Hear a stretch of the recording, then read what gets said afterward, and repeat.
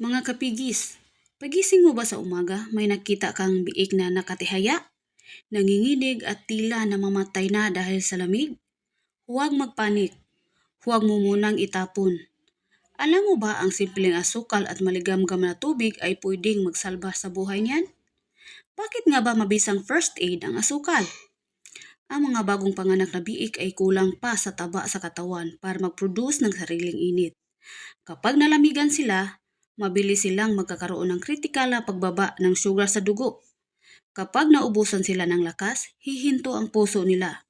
Ang asukal ay puro enerhiya na mabilis maabsorb ng kanilang katawan para magpagana muli ng kanilang internal heater. Paano ito gagawin? Madali lang. Kumuha ng isang basong maligamgam na tubig. Tandaan, maligamgam, hindi kumukulo. Tunawin dito ang 2 o hanggang 3 kutsarang asukal. Pwede puti o brown. Gamit ang syringe o hiringgilya na walang karayom. Dahan-dahang patakan ang gilid ng bibig ng biik. Huwag biglain para hindi mabilaukan.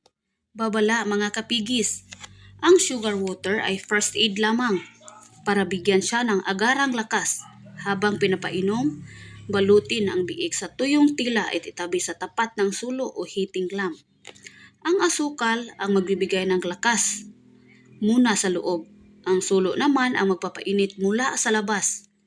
Kapag nagkalakas na ang biik, agad itong ibalik sa inahin para makadidi ng kolostrum o unang gatas. Dahil doon nagmumula ang tunay na lakas at proteksyon niya. So, ligtas ang may alam. Hanggang sa muli, happy farming!